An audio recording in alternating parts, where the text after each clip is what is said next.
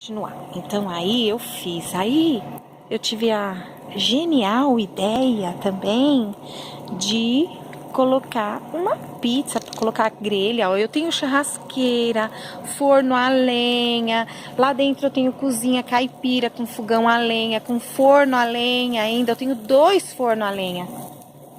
Legal, né? Mas não é a mesma coisa. A fogueirinha, ó, eu fiz, ó.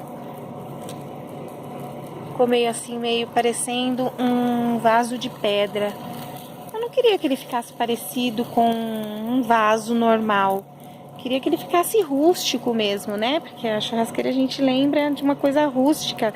E no chão ainda, acho que tinha que ser assim. Ficou muito bacana. Eu gostei demais. Resistente. Aqui fora não tá tão... Ó, não está tão quente. Ó, suporto por a mão. Tá quente, mas não como eu imaginei. Então,